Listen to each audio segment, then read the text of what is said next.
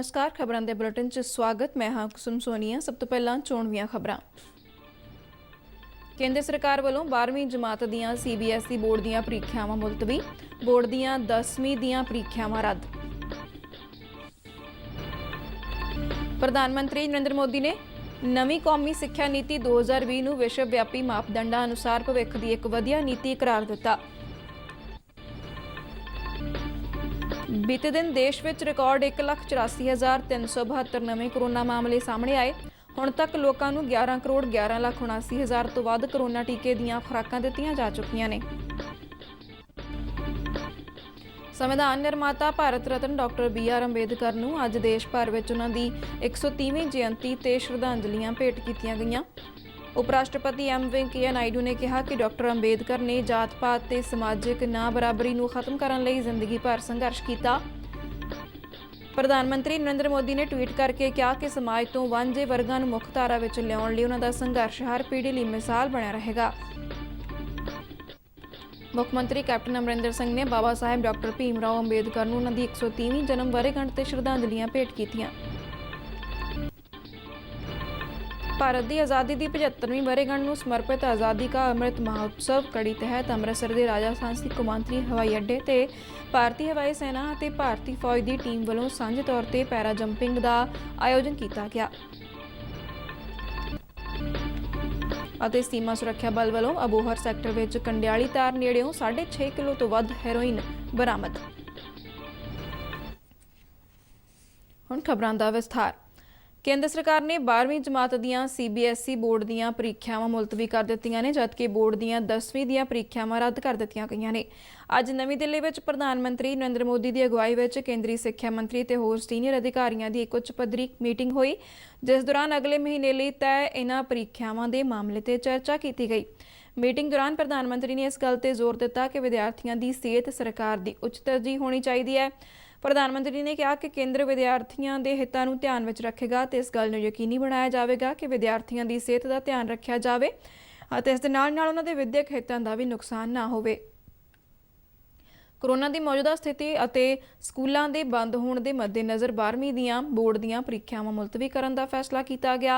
ये परीक्षावां इस साल 1 जून नूं स्थिति की समीक्षा मगरों बाद विच करवाईयां जाणगियां। मीटिंग विच यह भी फैसला लिया गया कि 10वीं दीआं बोर्ड दीआं परीक्षावां रद्द कीतियां जाणगियां ते विद्यार्थियों के रिजल्ट बोर्ड वालों तैयार किए गए मापदंड के आधार पर तैयार किए जाणगे। जिक्रयोग है कि पंजाब समेत कई सूबिਆਂ ने इस समय देश में कोरोना की स्थिति के मद्देनज़र बोर्ड दीआं परीक्षावां रद्द करने की मंग की सी। ਅੱਜ ਦੀ मीटिंग तो बाद केंद्रीय सिक्ख्या मंत्री रमेश पोखरियाल निशंक ने कहा कि भारत में मार्च 2020 में कोरोना का प्रकोप वधिया और कोरोना के इस दौर में सरकार वालों पूरी कोशिश की गई कि स्कूल बंद होने करके विद्यार्थियों की पढ़ाई का नुकसान ना होवे, जिस करके ऑनलाइन पढ़ाई शुरू की गई। उन्होंने कहा कि बच्चों की पढ़ाई के नाल नाल उन्हां दी महामारी तो सुरक्षा भी बेहद जरूरी है, जिस करके CBSE 12वीं की परीक्षा मुलतवी करन ते 10वीं दी परीक्षा रद्द करने का फैसला लिया गया। पीछे एक वर्ष में शिक्षा विभाग ने तमाम कठिनाइयों के बावजूद भी अपने बच्चों की सुरक्षा, रक्षा और उनके भविष्य, इन तीनों को लेकर के जो योजना बनाई, उसमें हमारे अध्यापक गण का और अभिभावकों का बहुत बड़ा हमको योगदान मिला, सहयोग मिला और हम ऑनलाइन पर शिक्षा को लेकर के आए और घरों को ही स्कूलों में हमने तब्दील कर दिया। संभवतः ये दुनिया का इतना जो, क्योंकि हिंदुस्तान दुनिया का सबसे बड़ा लोकतांत्रिक देश है और जहाँ 30 करोड़ से भी अधिक छात्र छात्राएं हों, उनको ऑनलाइन पर लाना और उनके वर्ष को खराब नहीं जाने देना, ये दुनिया के इतिहास में एक नया मानक स्थापित किया है हिंदुस्तान ने और इसीलिए दुनिया के तमाम देशों ने इस बात को प्रशंसा भी की है। अभी भी ये इस तो पहला पंजाब के मुख्यमंत्री कैप्टन अमरिंदर सिंह ने कोविड के लगातार वध रहे मामलों के मद्देनज़र केंद्र सरकार नूं 10वीं और 12वीं जमात दीआं CBSE बोर्ड दीआं परीक्षावां मुलतवी करने की मंग की सी। ਤਾਂ ਜੋ ਵਿਦਿਆਰਥੀਆਂ ਅਤੇ ਉਹਨਾਂ ਦੇ ਮਾਪਿਆਂ ਵਿੱਚ ਅਨਿਸ਼ਚਿਤਤਾ ਨੂੰ ਦੂਰ ਕੀਤਾ ਜਾ ਸਕੇ। ਕੇਂਦਰੀ ਸਿੱਖਿਆ ਮੰਤਰੀ ਰਮੇਸ਼ ਪੋਖਰਿਆਲ ਨਿਸ਼ੰਕ ਨੂੰ ਲਿਖੀ ਚਿੱਠੀ ਵਿੱਚ ਮੁੱਖ ਮੰਤਰੀ ਨੇ ਮੌਜੂਦਾ ਸਥਿਤੀ ਅਤੇ ਦਬਾਅ ਦਾ ਜ਼ਿਕਰ ਕਰਦਿਆਂ ਕਿਹਾ ਕਿ ਇਹ ਮੁਨਾਸਬ ਹੋਵੇਗਾ ਕਿ 10ਵੀਂ ਅਤੇ 12ਵੀਂ ਜਮਾਤ ਦੀਆਂ CBSE ਬੋਰਡ ਦੀਆਂ ਪ੍ਰੀਖਿਆਵਾਂ ਮੁਲਤਵੀ ਕਰਨ ਬਾਰੇ ਤੁਰੰਤ ਫੈਸਲਾ ਲਿਆ ਜਾਵੇ।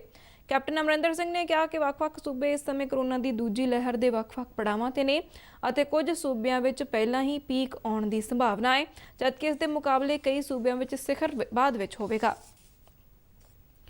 ਪ੍ਰਧਾਨ ਮੰਤਰੀ ਨਰਿੰਦਰ ਮੋਦੀ ਨੇ ਨਵੀਂ ਕੌਮੀ ਸਿੱਖਿਆ ਨੀਤੀ 2020 ਨੂੰ ਵਿਸ਼ਵ ਵਿਆਪੀ ਮਾਪਦੰਡਾਂ ਅਨੁਸਾਰ ਭਵਿੱਖ ਦੀ ਇੱਕ ਵਧੀਆ ਨੀਤੀ ਕਰਾਰ ਦਿੱਤਾ ਹੈ। ਭਾਰਤੀ ਯੂਨੀਵਰਸਿਟੀਆਂ ਦੀ ਐਸੋਸੀਏਸ਼ਨ ਦੇ 95ਵੇਂ ਸਾਲਾਨਾ ਸੰਮੇਲਨ ਅਤੇ ਉਪਕੁਲਪਤੀਆਂ ਦੇ ਕੌਮੀ ਸੈਮੀਨਾਰ ਨੂੰ ਵੀਡੀਓ ਕਾਨਫਰੰਸ ਰਾਹੀਂ ਸੰਬੋਧਨ ਕਰਦਿਆਂ ਉਹਨਾਂ ਦੱਸਿਆ ਕਿ ਕੇਂਦਰ ਦੇਸ਼ ਵਿੱਚ ਦੋਹਾਂ ਹੀ ਸੰਸਥਾਗਤ ਅਤੇ ਵਿਦਿਅਕ ਖੇਤਰਾਂ ਨੂੰ ਮਜ਼ਬੂਤ ਕਰਨ ਤੇ ਧਿਆਨ ਕੇਂਦਰਿਤ ਕਰ ਰਿਹਾ ਹੈ।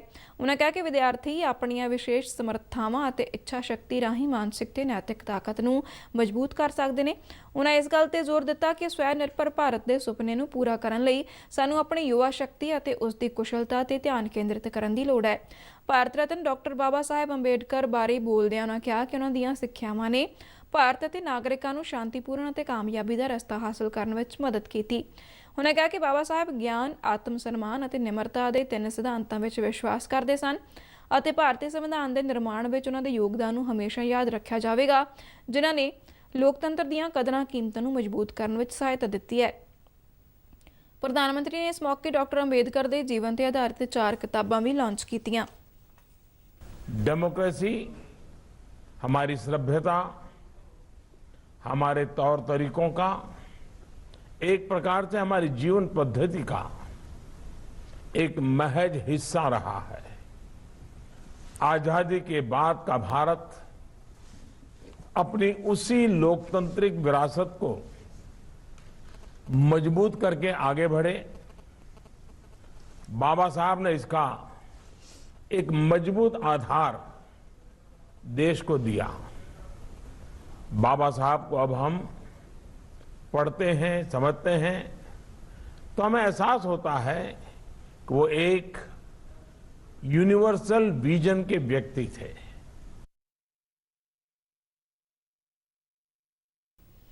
ਭਾਰਤ 'ਚ ਕਰੋਨਾ ਦਾ ਪ੍ਰਕੋਪ ਘੱਟ ਹੋਣ ਦਾ ਨਾਂ ਨਹੀਂ ਲੈ ਰਿਹਾ। ਬੀਤੇ ਦਿਨ ਦੇਸ਼ ਵਿੱਚ ਰਿਕਾਰਡ 1,84,372 ਨਵੇਂ ਕਰੋਨਾ ਮਾਮਲੇ ਸਾਹਮਣੇ ਆਏ, ਜਿਸ ਮਗਰੋਂ ਹੁਣ ਤੱਕ ਕਰੋਨਾ ਦੀ ਪੁਸ਼ਟੀ ਵਾਲੇ ਮਾਮਲਿਆਂ ਦੀ ਕੁੱਲ ਸੰਖਿਆ 1,38,73,825 ਤੇ ਪਹੁੰਚ ਗਈ ਹੈ। ਕੇਂਦਰੀ ਸਿਹਤ ਮੰਤਰਾਲਾ ਅਨੁਸਾਰ ਬੀਤੇ 24 ਘੰਟਿਆਂ ਦੌਰਾਨ 82,339 ਕਰੋਨਾ ਮਰੀਜ਼ ਸਿਹਤਯਾਬ ਹੋਏ।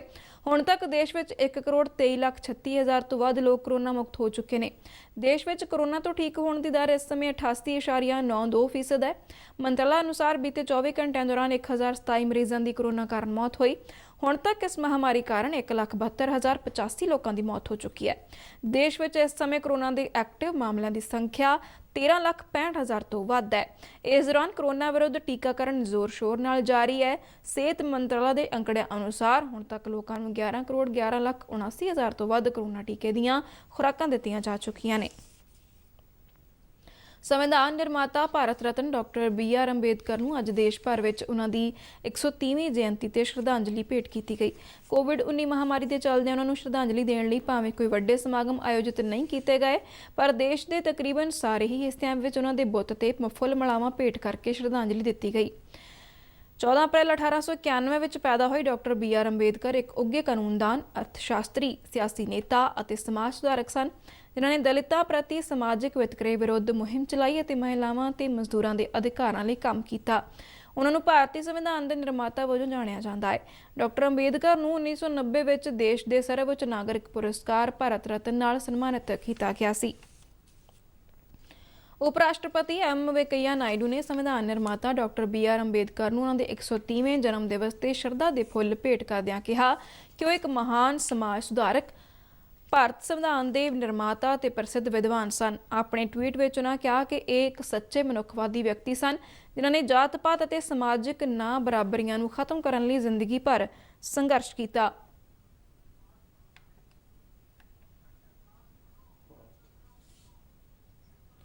ਪ੍ਰਧਾਨ ਮੰਤਰੀ ਨਰਿੰਦਰ ਮੋਦੀ ਨੇ ਡਾਕਟਰ ਅੰਬੇਦਕਰ ਨੂੰ ਉਹਨਾਂ ਦੀ 130ਵੀਂ ਜਯੰਤੀ ਤੇ ਸ਼ਰਧਾਂਜਲੀ ਭੇਟ ਕੀਤੀ। ਆਪਣੇ ਟਵੀਟ ਵਿੱਚ ਉਹਨਾਂ ਕਿਹਾ ਕਿ ਉਹ ਅੰਬੇਦਕਰ ਜਯੰਤੀ ਤੇ ਭਾਰਤ ਰਤਨ ਡਾਕਟਰ ਬਾਬਾ ਸਾਹਿਬ ਅੰਬੇਦਕਰ ਸਾਹਮਣੇ ਨਤਮਸਤਕ ਹੁੰਦੇ ਨੇ। ਸਮਾਜ ਤੋਂ ਵਾਂਝੇ ਵਰਗਾਂ ਨੂੰ ਮੁੱਖ ਧਾਰਾ ਵਿੱਚ ਲਿਆਉਣ ਲਈ ਉਹਨਾਂ ਦਾ ਸੰਘਰਸ਼ ਹਰ ਪੀੜ੍ਹੀ ਲਈ ਇੱਕ ਮਿਸਾਲ ਬਣਿਆ ਰਹੇਗਾ। ਮੁੱਖ ਮੰਤਰੀ ਕੈਪਟਨ ਅਮਰਿੰਦਰ ਸਿੰਘ ਨੇ ਬਾਬਾ ਸਾਹਿਬ ਡਾਕਟਰ ਭੀਮ ਰਾਓ ਅੰਬੇਦਕਰ ਨੂੰ ਉਹਨਾਂ ਦੀ 130ਵੀਂ ਜਨਮ ਵਰ੍ਹੇਗੰਢ ਤੇ ਸ਼ਰਧਾਂਜਲੀ ਭੇਟ ਕੀਤੀ। ਆਪਣੇ ਟਵੀਟ ਵਿੱਚ ਮੁੱਖ ਮੰਤਰੀ ਨੇ ਕਿਹਾ ਕਿ ਡਾਕਟਰ ਅੰਬੇਦਕਰ ਨੂੰ ਸੰਵਿਧਾਨ ਦੇ ਰਚਨਹਾਰ ਕਿਹਾ ਜਾਂਦਾ ਹੈ ਅਤੇ ਉਹਨਾਂ ਦੇ ਆਦਰਸ਼ ਤੇ ਸਿਧਾਂਤ ਸਾਨੂੰ ਰਾਹ ਦਿਖਾਉਣ ਲਈ ਰੋਸ਼ਨੀ ਨੇ। ਮੁੱਖ ਮੰਤਰੀ ਨੇ ਕਿਹਾ ਕਿ ਆਓ ਅੱਜ ਦੇ ਦਿਨ ਅਸੀਂ ਦੇਸ਼ ਨੂੰ ਡਾਕਟਰ ਅੰਬੇਦਕਰ ਦੇ ਸੁਪਨਿਆਂ ਦਾ ਭਾਰਤ ਬਣਾਉਣ ਲਈ ਅਮਲੀ ਜਾਮਾ ਪਹਿਨਾਉਣ ਵਾਸਤੇ ਆਪਣੇ ਆਪ ਨੂੰ ਮੁੜ ਸਮਰਪਿਤ ਕਰੀਏ। Gazetted and naan gazetted SC-BC EMPLOYEES welfare federation ਵੱਲੋਂ ਵੀ ਅੱਜ ਜਲੰਧਰ ਵਿੱਚ ਡਾਕਟਰ ਭੀਮ ਰਾਓ ਅੰਬੇਦਕਰ ਦੇ ਜਨਮ ਦਿਨ ਮੌਕੇ ਨਿੱਘੀਆਂ ਸ਼ਰਧਾਂਜਲੀਆਂ ਦਿੱਤੀਆਂ ਗਈਆਂ। ਜਥੇਬੰਦੀ ਦੇ ਜਲੰਧਰ ਪ੍ਰਧਾਨ ਸਲਵਿੰਦਰ ਸਿੰਘ ਜੱਸੀ ਦੀ ਅਗਵਾਈ ਵਿੱਚ ਫੈਡਰੇਸ਼ਨ ਦੇ ਮੈਂਬਰਾਂ ਨੇ ਜਲੰਧਰ ਦੇ ਅੰਬੇਦਕਰ ਚੌਂਕ ਵਿਖੇ ਬਾਬਾ ਸਾਹਿਬ ਦੇ ਬੁੱਤ ਤੇ ਫੁੱਲ ਮਾਲਾਵਾਂ ਚੜ੍ਹਾ ਕੇ ਸ਼ਰਧਾਂਜਲੀਆਂ ਦਿੱਤੀਆਂ। ਇਸ ਮੌਕੇ ਜਥੇਬੰਦੀ ਦੇ ਆਗੂਆਂ ਨੇ ਕਿਹਾ ਕਿ ਡਾਕਟਰ ਭੀਮ ਰਾਓ ਅੰਬੇਦਕਰ ਨੇ ਆਪਣੀ ਸਾਰੀ ਜ਼ਿੰਦਗੀ ਦੱਬੇ ਕੁਚਲੇ ਲੋਕਾਂ ਦੇ ਅਧਿਕਾਰਾਂ ਲਈ ਸਮਰਪਿਤ ਕੀਤੀ। ਉਹਨਾਂ ਲੋਕਾਂ ਨੂੰ ਡਾਕਟਰ ਭੀਮ ਰਾਓ ਅੰਬੇਦਕਰ ਦੀ ਸੋਚ ਤੇ ਪਹਿਰਾ ਦਿੰਦੇ ਹੋਏ ਉਹਨਾਂ ਦੀ ਵਿਚਾਰਧਾਰਾ ਨੂੰ ਘਰ-ਘਰ ਪਹੁੰਚਾਉਣ ਦਾ ਸੱਦਾ ਦਿੱਤਾ। ਪੰਜਾਬ ਦੇ ਮੁੱਖ ਸਕੱਤਰ ਵਿਨੀ ਮਹਾਜਨ ਨੇ ਸੂਬੇ ਵਿੱਚ ਚੱਲ ਰਹੇ ਮਹੱਤਵਪੂਰਨ ਬੁਨਿਆਦੀ ਢਾਂਚਾ ਵਿਕਾਸ ਪ੍ਰੋਜੈਕਟਾਂ ਨੂੰ ਸੁਚਾਰੂ ਢੰਗ ਨਾਲ ਲਾਗੂ ਕਰਨ ਦੇ ਕੰਮ ਨੂੰ ਯਕੀਨੀ ਬਣਾਉਣ ਲਈ ਸਾਰੇ ਹੀ ਸੰਬੰਧਿਤ ਵਿਭਾਗਾਂ ਨੂੰ ਤੇਜ਼ੀ ਲਿਆਉਣ ਦੇ ਨਿਰਦੇਸ਼ ਦਿੱਤੇ ਤਾਂ ਜੋ ਇਹਨਾਂ ਪ੍ਰੋਜੈਕਟਾਂ ਨੂੰ ਸਮੇਂ ਸਿਰ ਪੂਰਾ ਕੀਤਾ ਜਾ ਸਕੇ। ਉਹਨਾਂ ਨੇ ਨਿਰਦੇਸ਼ ਕੱਲ੍ਹ ਚੰਡੀਗੜ੍ਹ ਵਿੱਚ ਹੋਈ ਜਨਤਕ ਨਿਵੇਸ਼ ਪ੍ਰਬੰਧਨ ਕਮੇਟੀ ਦੀ ਵਰਚੁਅਲ ਮੀਟਿੰਗ ਦੀ ਪ੍ਰਧਾਨਗੀ ਕਰਦਿਆਂ ਦਿੱਤੇ। ਉਹਨਾਂ ਨੇ ਸੂਬੇ ਵਿੱਚ 10,533 ਕਰੋੜ ਰੁਪਏ ਦੀ ਅਨੁਮਾਨਿਤ ਲਾਗਤ ਨਾਲ ਚੱਲ ਰਹੇ 49 ਅਹਿਮ ਬੁਨਿਆਦੀ ਢਾਂਚਾ ਵਿਕਾਸ ਪ੍ਰੋਜੈਕਟਾਂ ਦੇ ਲਾਗੂ ਕਰਨ, ਪ੍ਰਗਤੀ ਅਤੇ ਮੁਕੰਮਲ ਹੋਣ ਦੀ ਸਥਿਤੀ ਦਾ ਜਾਇਜ਼ਾ ਲਿਆ। ਇਹਨਾਂ ਵੱਡੇ ਪ੍ਰੋਜੈਕਟਾਂ ਵਿੱਚ ਲੁਧਿਆਣਾ, ਪਟਿਆਲਾ, ਅੰਮ੍ਰਿਤਸਰ ਤੇ ਜਲੰਧਰ ਲਈ 24 ਘੰਟੇ ਪੈਨ ਸਿਟੀ ਜਲ ਸਪਲਾਈ, ਮੁਹਾਲੀ ਦੇ ਅੰਤਰਰਾਸ਼ਟਰੀ ਹਵਾਈ ਅੱਡੇ ਨੇੜੇ ਐਰੋਟ੍ਰੋਪੋਲਿਸ, ਪਟਿਆਲਾ ਵਿਖੇ ਛੋਟੀ ਅਤੇ ਵੱਡੀ ਨਦੀ ਦਾ ਕਾਇਆਕਲਪ ਅਤੇ ਪਟਿਆਲਾ ਵਿੱਚ ਨਵੇਂ ਬੱਸ ਸਟੈਂਡ ਸਮੇਤ ਸੂਬੇ ਦੇ ਕਈ ਹੋਰ ਮੁੱਖ ਪ੍ਰੋਜੈਕਟਾਂ ਦੀ ਮੌਜੂਦਾ ਸਥਿਤੀ ਦੀ ਸਮੀਖਿਆ ਕੀਤੀ। ਉਹਨਾਂ ਕਿਹਾ ਕਿ ਕਿਸੇ ਵੀ ਪ੍ਰੋਜੈਕਟ ਦੇ ਨਿਰਮਾਣ ਵਿੱਚ ਗੁਣਵੱਤਾ ਦੇ ਮੁੱਦੇ ਤੇ ਕੋਈ ਸਮਝੌਤਾ ਨਹੀਂ ਕੀਤਾ ਜਾਵੇਗਾ। ਉਹਨਾਂ ਹਦਾਇਤ ਦਿੱਤੀ ਕਿ ਇਹ ਸਾਰੇ ਪ੍ਰੋਜੈਕਟ ਸਮਾਂ ਸੀਮਾ ਵਿੱਚ ਮੁਕੰਮਲ ਕੀਤੇ ਜਾਣੇ ਚਾਹੀਦੇ ਨੇ। ਉਹਨਾਂ ਵਿੱਤ ਵਿਭਾਗ ਨੂੰ ਹਦਾਇਤ ਦਿੱਤੀ ਕਿ ਉਹ ਸੰਬੰਧਿਤ ਵਿਭਾਗਾਂ ਨੂੰ ਲੋੜ ਅਨੁਸਾਰ ਫੰਡ ਜਾਰੀ ਕਰਨ। Democratic party of India the Amritsar unit ਵੱਲੋਂ ਅੱਜ ਬਾਬਾ ਸਾਹਿਬ ਡਾਕਟਰ BR ਅੰਬੇਦਕਰ ਦਾ ਜਨਮ ਦਿਨ ਮਨਾਇਆ ਗਿਆ। ਇਸ ਸੰਬੰਧੀ ਸਮਾਗਮ ਦੀ ਪ੍ਰਧਾਨਗੀ democratic party of India Ambedkar ਦੇ ਪੰਜਾਬ ਪ੍ਰਧਾਨ ਦਰਸ਼ਨ ਸਿੰਘ ਗਿੱਲ ਨੇ ਕੀਤੀ। ਇਸ ਮੌਕੇ ਪਾਰਟੀ ਦੇ ਕੌਮੀ ਪ੍ਰਧਾਨ ਪੁਰਸ਼ੋਤਮ ਚੱਡਾ ਨੇ ਕਿਹਾ ਕਿ ਬਾਬਾ ਸਾਹਿਬ ਦਾ ਨਾਮ ਲੈਣ ਵਾਲੇ ਤਾਂ ਬਹੁਤ ਨੇ, ਪਰ ਉਹਨਾਂ ਦੇ ਸੁਪਨੇ ਪੂਰੇ ਕਰਨ ਵਾਲੇ ਬਹੁਤ ਘੱਟ ਨੇ। ਪੰਜਾਬ ਯੂਥ ਪ੍ਰਧਾਨ ਵਿਜੇ ਭਾਰਤੀ ਨੇ ਕਿਹਾ ਕਿ ਸਾਨੂੰ ਬਾਬਾ ਸਾਹਿਬ ਦੇ ਜਨਮ ਦਿਨ ਤੇ ਸੰਕਲਪ ਕਰਨਾ ਚਾਹੀਦਾ ਹੈ ਕਿ ਅਸੀਂ ਆਪਣੇ ਵਿੱਚ ਪਰਿਵਰਤਨ ਲਿਆਈਏ ਅਤੇ ਬੱਚਿਆਂ ਨੂੰ ਸਿੱਖਿਅਤ ਕਰੀਏ। ਇਸ ਦੇ ਨਾਲ ਵਿਆਹ ਸ਼ਾਦੀਆਂ ਤੇ ਫਜ਼ੂਲ ਖਰਚ ਨੂੰ ਘਟਾਇਆ ਜਾਵੇ। ਇਸ ਮੌਕੇ ਜਥੇਬੰਦੀ ਦੇ ਹੋਰ ਕਈ ਆਗੂ ਵੀ ਮੌਜੂਦ ਸਨ।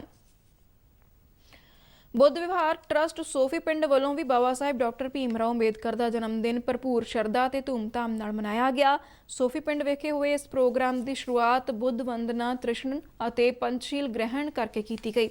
ਸ਼ਰਧਾਲੂਆਂ ਨੇ ਬਾਬਾ ਸਾਹਿਬ ਡਾਕਟਰ ਅੰਬੇਦਕਰ ਦੀ ਤਸਵੀਰ ਅੱਗੇ ਮੋਮਬੱਤੀਆਂ ਜਗਾ ਕੇ ਤੇ ਫੁੱਲ ਮਾਲਾਵਾਂ ਪਹਿਨਾ ਕੇ ਆਪਣੀ ਸ਼ਰਧਾ ਦਾ ਇਜ਼ਹਾਰ ਕੀਤਾ। ਇਸ ਮੌਕੇ ਹਰਭਜਨ ਸਾਂਪਲਾ ਸਮੇਤ ਹੋਰ ਵੱਖ-ਵੱਖ ਬੁਲਾਰਿਆਂ ਨੇ ਡਾਕਟਰ ਭੀਮ ਰਾਓ ਅੰਬੇਦਕਰ ਦੇ ਜਨਮ ਅਤੇ ਜੀਵਨ ਤੇ ਫਲਸਫੇ ਤੇ ਚਾਨਣਾ ਪਾਇਆ। ਭਾਰਤ ਦੀ ਆਜ਼ਾਦੀ ਦੀ 75ਵੀਂ ਵਰ੍ਹੇਗੰਢ ਨੂੰ ਸਮਰਪਿਤ ਆਜ਼ਾਦੀ ਕਾ ਅੰਮ੍ਰਿਤ ਮਹੋਤਸਵ ਕੜੀ ਤਹਿਤ ਅੱਜ ਅੰਮ੍ਰਿਤਸਰ ਦੇ ਰਾਜਾ ਸਾਂਸੀ ਕੌਮਾਂਤਰੀ ਹਵਾਈ ਅੱਡੇ ਤੇ ਭਾਰਤੀ ਹਵਾਈ ਸੈਨਾ ਅਤੇ ਭਾਰਤੀ ਫੌਜ ਦੀ ਟੀਮ ਵੱਲੋਂ ਸਾਂਝੇ ਤੌਰ ਤੇ ਪੈਰਾ ਜੰਪਿੰਗ ਦਾ ਆਯੋਜਨ ਕੀਤਾ ਗਿਆ। ਇਸ ਵਿੱਚ ਵਿੰਗ ਕਮਾਂਡਰ ਵੀ ਲੋਕੇਸ਼ ਦਾ ਅਗਵਾਈ ਵਾਲੀ 15 ਪੈਰਾ ਜੰਪਰਸ ਦੀ ਟੀਮ ਨੇ ਹੈਰਾਨ ਕਰਨ ਵਾਲੇ ਜਾਂਬਾਜ਼ ਕਰਤੱਵ ਦਿਖਾਏ। ਆਕਾਸ਼ ਗੰਗਾ ਟੀਮ ਦੇ ਮੈਂਬਰਾਂ ਅਤੇ ਫੌਜ ਦੇ ਪੈਰਾ ਜੰਪਰਸ ਨੇ 12,000 ਫੁੱਟ ਦੀ ਉਚਾਈ ਤੋਂ MI-17 ਹੈਲੀਕਾਪਟਰ ਤੋਂ ਪੈਰਾ ਜੰਪਿੰਗ ਦੀ ਨੁਮਾਇਸ਼ ਕੀਤੀ। ਪੈਰਾ ਜੰਪਿੰਗ ਟੀਮ ਦਾ ਪ੍ਰਦਰਸ਼ਨ ਭਾਰਤੀ ਹਵਾਈ ਸੈਨਾ ਦਾ motto touch the sky with glory ਦੀ ਤਰਜਮਾਨੀ ਕਰਦਾ ਨਜ਼ਰ ਆਇਆ। ਪੈਰਾ ਜੰਪਰਸ ਖਾਸਾ ਦੀ 에ਅਰਫੀਲਡ ਵਿੱਚ ਉਤਰੇ। ਪੈਰਾ ਜੰਪਰਸ ਦੇ ਕਰਤੱਵਾਂ ਨੂੰ ਭਾਰਤੀ ਹਵਾਈ ਸੈਨਾ ਅਤੇ ਭਾਰਤੀ ਫੌਜ ਦੇ ਸਾਰੇ ਰੈਂਕਾਂ ਤੇ ਅਧਿਕਾਰੀਆਂ ਅਤੇ ਉਹਨਾਂ ਦੇ ਪਰਿਵਾਰਾਂ ਨੇ ਵੇਖਿਆ। 에ਅਰ ਫੋਰਸ ਸਟੇਸ਼ਨ ਰਾਜਾ ਸਾਂਸੀ ਦੇ ਬੇਸ ਕਮਾਂਡਰ ਗਰੁੱਪ ਕੈਪਟਨ ਸਿਰੀਸ਼ ਟਖਾਤੇ ਨੇ ਖਾਸਾ 에ਅਰਫੀਲਡ ਤੇ ਉਤਰਨ ਤੇ ਪੈਰਾ ਜੰਪਰਸ ਦਾ ਸਵਾਗਤ ਕੀਤਾ ਤੇ ਟੀਮ ਦੇ ਲੀਡਰਾਂ ਨੂੰ ਅੰਮ੍ਰਿਤ ਮਹੋਤਸਵ ਦੇ ਲੋਗੋ ਵਾਲੇ ਮੋਮੈਂਟੋ ਪ੍ਰਦਾਨ ਕਰਕੇ ਸਨਮਾਨਿਤ ਕੀਤਾ। ਸੀਮਾ ਸੁਰੱਖਿਆ ਬਲ ਵੱਲੋਂ ਅੱਜ ਅਬੋਹਰ ਸੈਕਟਰ ਵਿੱਚ ਕੰਡਾਲੀ ਤਾਰ ਨੇੜਿਓਂ 6.5 ਕਿਲੋ ਤੋਂ ਵੱਧ ਹੈਰੋਇਨ ਬਰਾਮਦ ਕੀਤੀ ਗਈ। BSF ਦੇ ਪੰਜਾਬ ਫਰੰਟੀਅਰ ਹੈੱਡਕੁਆਰਟਰ ਵੱਲੋਂ ਜਾਰੀ ਪ੍ਰੈਸ ਰਿਲੀਜ਼ ਵਿੱਚ ਕਿਹਾ ਗਿਆ ਕਿ BSF ਦੀ 52 ਬਟਾਲੀਅਨ ਦੇ ਜਵਾਨਾਂ ਨੇ ਇੱਕ ਵਾਰ ਫਿਰ ਰਾਸ਼ਟਰ ਵਿਰੋਧੀ ਅਨਸਰਾਂ ਵੱਲੋਂ ਦੇਸ਼ ਅੰਦਰ ਨਸ਼ੀਲੇ ਪਦਾਰਥਾਂ ਦੀ ਖੇਪ ਲਿਆਉਣ ਦੀ ਕੋਸ਼ਿਸ਼ ਨੂੰ ਨਾਕਾਮ ਕਰਦਿਆਂ ਅਬੋਹਰ ਸੈਕਟਰ ਵਿੱਚ 8 ਪੈਕੇਟ ਹੈਰੋਇਨ, ਸ਼ਰਾਬ ਨਾਲ ਭਰੀ ਇੱਕ ਬੋਤਲ, ਇੱਕ ਮੋਬਾਈਲ ਫੋਨ ਤੇ 2 SIM ਕਾਰਡਾਂ ਸਮੇਤ ਇੱਕ ਭਾਰਤੀ ਨਾਗਰਿਕ ਨੂੰ ਗ੍ਰਿਫਤਾਰ ਕਰਨ ਵਿੱਚ ਵੀ ਸਫਲਤਾ ਹਾਸਲ ਕੀਤੀ। ਇਸ ਦੇ ਨਾਲ ਹੀ ਖਬਰਾਂ ਦਾ ਬੁਲੇਟਿਨ ਖਤਮ ਹੁੰਦਾ ਹੈ। ਅੱਗੇ ਦਿਓ ਧੰਨਵਾਦ।